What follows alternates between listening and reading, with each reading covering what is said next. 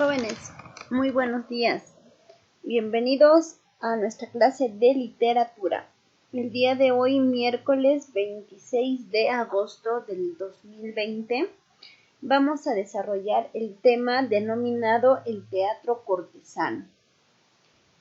Para poder desarrollar la clase de manera correcta, vamos a establecer ciertos acuerdos y el propósito que tenemos que buscar o que tenemos que lograr durante la clase. En los acuerdos, primero tenemos prestar atención a la clase. Aún así que esta clase sea grabada, ustedes tienen que prestar atención. Otro acuerdo, desarrollar los ejercicios para casa en el compendio. No se olviden que nosotros desarrollamos los ejercicios propuestos, pero ustedes tienen que desarrollar los ejercicios ejercicios domiciliarios o ejercicios para casa, bien sea en su cuaderno o bien sea en el compendio en sí. El propósito que tenemos que lograr luego de esta clase o al final de esta clase es comprender la clase de manera que nos permita desarrollar con mayor facilidad los ejercicios que se nos está dejando. Como ya les había mencionado, el tema es el teatro cortesano. Al yo hablar del teatro cortesano, necesariamente tengo que hablar de uno de los más grandes dramaturgos españoles, que vendría a ser Pedro Calderón de la Barca. Vamos a aprender un poquito más de él. Pedro Calderón de la Barca nació en Madrid el 17 de enero del año 1600. Nosotros tendríamos que establecer que Pedro Calderón de la Barca perteneció al siglo de oro español.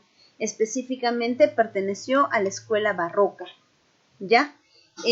Fue de temperamento aventurero y quizás tuvo mucha iniciativa de conocer diversidad de cosas.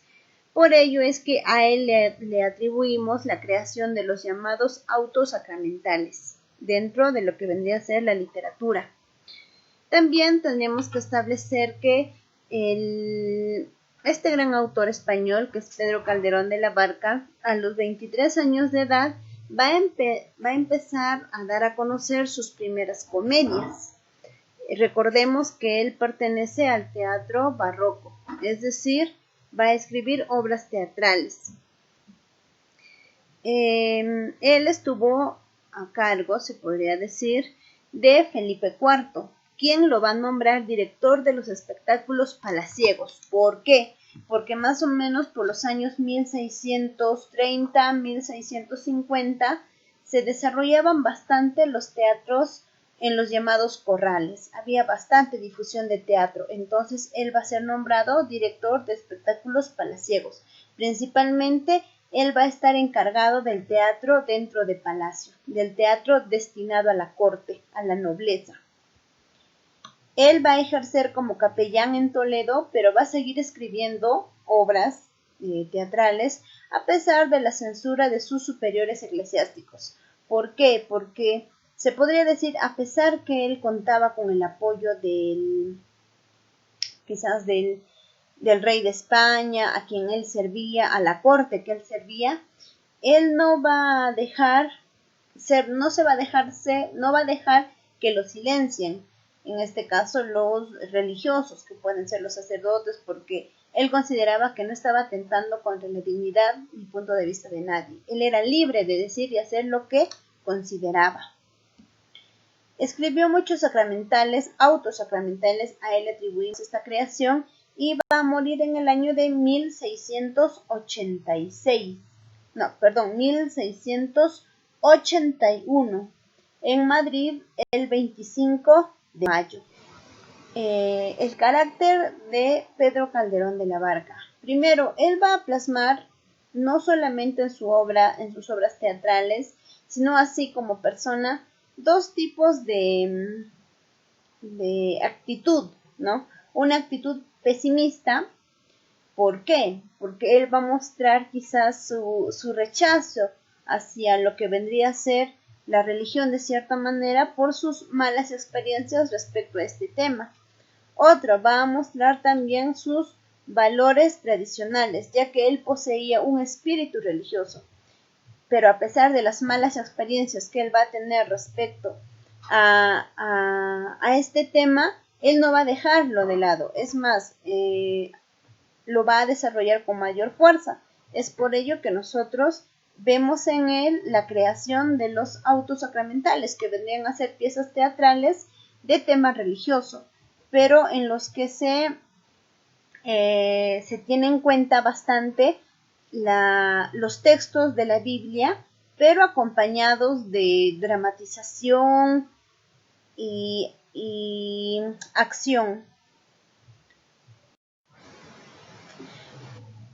Pedro Calderón de la Barca va a escribir diversidad de obras teatrales con sus características propias. En él vamos a ver, por ejemplo, ¿no?, las comedias de enredo, donde vamos a hallar La Dama Duende, Casa con dos puertas, males de guardar. Vamos a hallar en él dramas como El médico de su honra, El alcalde de Zalamea, o vamos a encontrar el teatro religioso, como vendría a ser El mágico prodigioso. Un ejemplo de los dramas filosóficos vendría a ser La vida es sueño. Y finalmente tenemos los autos sacramentales, El hidalgo del valle. Pedro Calderón de la Barca se ha caracterizado por ser un dramaturgo quizás bastante versátil, que no nada más se encasilló en un tema, sino en diversidad de temas. Por eso vemos la diversidad de comedias y dramas y las creaciones que él tuvo o que él hizo también respecto al género dramático. Aparte de ello, nosotros tenemos que establecer, ¿no? Como yo les había dicho anteriormente, él va a ser el que va a desarrollar con mayor eficacia y de mejor manera los denominados autos sacramentales. En estos autos sacramentales, Pedro Calderón de la Barca va a dramatizar ciertos conceptos de la teología, ciertos conceptos religiosos, y a lo que él los va a convertir en personajes. Lo que en la Biblia quizás se halla de manera ideológica, de manera abstracta, él lo va a volver realidad, lo va a volver material. En este caso también él va, en los llamados autos sacramentales, él va a hacer aparecer o va a hacer actuar la presencia de Dios, la discreción, la hermosura, así como personajes vivos, como si fueran personajes que existieran, los va a personificar. Y uno de sus más grandes autos sacramentales, uno de los más conocidos, vendría a ser El Gran Teatro del Mundo, que va a ser publicado en el año de 1636. Más que ser publicado, vendría a ser el hecho de que va a ser escenificado en la corte de España. Características del teatro autosacramental. Primero, Calderón va a dar la extensión a estos autos sacramentales. Claro que son sacados de la Biblia, sí, son de textos bíblicos, pero él siempre los va a modificar de alguna manera y le va a dar una extensión aproximadamente de 2000 versos, o sea, no va a ser tan corto. Aparte, él le va a atribuir, fuera de todo, le va a atribuir su estilo. Le va a colocar un estilo elegante, un estilo entendible, un estilo sencillo pero entendible y elegante. Pedro Calderón de la Barca a los autos sacramentales también les va a llamar sermones en verso. ¿Por qué sermones? Porque va a ser de alguna manera un medio para llamar la atención de las personas. ¿Y por qué en verso? Porque estos van a ser modificados por Pedro Calderón de la Barca en verso. Ya por más que sean obras teatrales, van a ser modificadas en verso. Para la creación o para el desarrollo de estos llamados autos sacramentales, como ya les iba repitiendo, él se va a apoyar en la Biblia, en el contenido bíblico. Y se va a inspirar también en temas marianos, que vendrían a ser temas de amor, temas de solidaridad, respeto, amor por el prójimo, etc. Una de las obras más conocidas, en este caso no vamos a tocar un auto sacramental, pero vamos a tocar uno de sus dramas filosóficos más conocidos, que vendría a ser La vida es sueño. Como ustedes pueden ver en la pantalla, La vida es sueño es escrita por el autor, dramaturgo español, quizás más considerado, del siglo de oro español, Pedro Calderón de la Barca. Y este gran autor es español. La corriente literaria a la que pertenece La vida es sueño pertenece al barroco español. Está dentro del siglo de oro español. El género literario al que pertenece es el género dramático, ¿ya? y la especie vendría a ser considerado un drama filosófico. La estructura va a estar organizada en 3 jornadas. El tema que va a abordar es la existencia humana entre la vida y el sueño, o quizás la existencia humana entre lo real y lo irreal. Los personajes más importantes van a ser el rey Basilio y Segismundo, y el escenario en el que se va a desarrollar la vida y sueño viene a ser Polonia. Esos son datos importantes que ustedes tienen que manejar. Va a ser sacado por el rey Basilio y prácticamente va a ser puesto en prueba. Le van a hacer sentar en el sillón del rey y le van a hacer creer que él era rey. En primera instancia, Segismundo se va a comportar muy violento con los criados, con las personas, con todos. Entonces Basilio se va a dar cuenta, sí, es cierto lo que han dicho los astros. Hasta incluso va a llegar a matar a uno de sus empleados, lo va a aventar del segundo piso. Entonces el rey Basilio va a tratar de actuar cuanto antes, y lo que va a hacer es nuevamente que lo dopen a su hijo y lo encierren en la torre donde él ya estaba encerrado.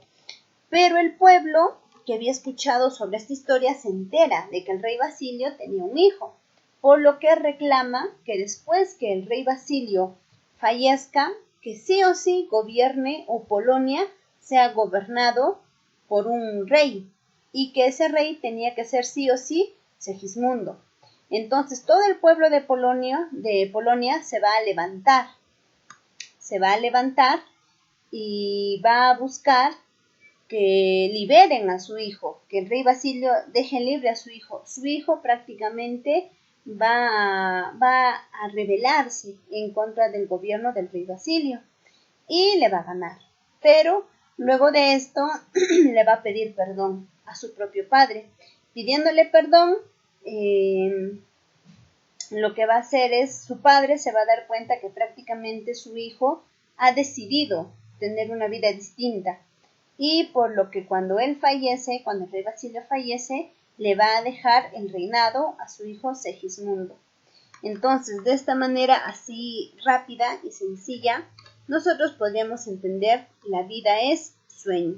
Prácticamente se pone en realidad o irrealidad la vida de Segismundo, ya que Segismundo, vaticinado quizás por los astros y todo ello, va a ser encerrado en una torre. Luego de ello, su padre le va a dar quizás el poder de decisión, si se queda así como lo han vaticinado o si él cambia. Y Segismundo va a decidir cambiar y va a ponerse bajo el mandato y la orden de su propio padre.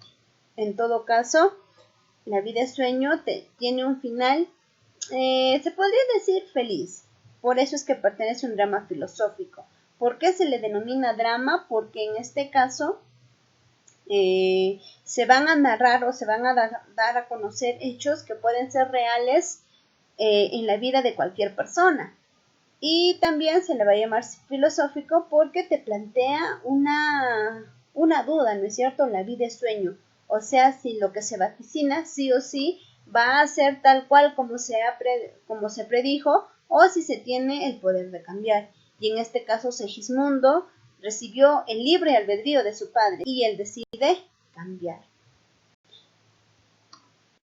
Ya, ejercicios propuestos. En la pregunta número 1 dice, país en el que nació Pedro Calderón de la Barca. Recordemos que este gran autor que pertenece al siglo de oro español es de nacionalidad española. Él es español. En la pregunta número 2 menciona, estudió en el Colegio Imperial de los Jesuitas. ¿Quién estudió? Pedro Calderón de la Barca. Como yo les iba diciendo, incluso estos roces, esta situación que él tuvo con la religión, no hizo que él se decepcionara, sino que él empieza a crear algo en favor, ¿no es cierto? O teniendo en cuenta el tema religioso. En la pregunta número 3 dice, no es un tema del teatro de Calderón de la Barca. El honor sí es, la fe, la angustia, el que no es el esoterismo. Ese no es un tema que se abarca. En la pregunta número 4 menciona autor de La vida es sueño. Quien escribió La vida es sueño vendría a ser Pedro Calderón de la Barca. Pregunta número 5. Personaje gracioso en la vida sueño. Vendría a ser Clarín. Claro, quizás en la narración no les he mostrado algo gracioso, ¿no es cierto? Pero él vendría a ser un personaje creado por Pedro Calderón de la Barca, como es el personaje que busca dar a conocer hechos jocosos, hechos graciosos. En la pregunta número 6 dice, tema principal que presenta la vida sueño. Vendría a ser la existencia, la realidad o la irrealidad. En la pregunta número 7, padre de Segismundo. El padre de Segismundo es Basilio. Basilio, quien toma la decisión de encerrarlo en una torre, ya que había consultado a los astros y estos le habían dicho que su hijo sería un rey tirano. En la pregunta número 8 dice, la vida es sueño, se encuentra ambientada en Polonia. Polonia vendría a ser el escenario donde se va a desarrollar la vida es sueño. En la pregunta número 9 dice, al final, Segismundo termina siendo el nuevo rey de Polonia, ya que su padre, al ver que su hijo decide ser un rey bueno, un rey que ama a su pueblo, ya que también vio que el pueblo mismo lo defendió, lo apoyó para que él pueda gobernar Polonia, entonces él decide cambiar. Y al final de toda la vida de sueño, Segismundo termina siendo el nuevo rey de Polonia. Y no va a ser un rey tirano, un rey déspota, sino termina siendo un buen rey para Polonia. En la pregunta número 10 dice, Rosaura es hija de Clotaldo. Y ahora Clotaldo la identifica como tal y Rosaura no a él. ¿Por qué? Porque Clotaldo había abusado de la mamá de Rosaura. Había abusado de ella y abusándola la había abandonado. Pero ella se había quedado una espada prácticamente de su abusador, que en este caso era Clotaldo. Y esta espada lo utilizaba su hija. Es por ello que Clotaldo termina reconociéndola como su hija. Bueno chicos, esto vendría a ser todo respecto a la vida y sueño. Únicamente después de ver el video ingresen a la plataforma y den su práctica calificada. Ya para la siguiente clase nos estaremos viendo.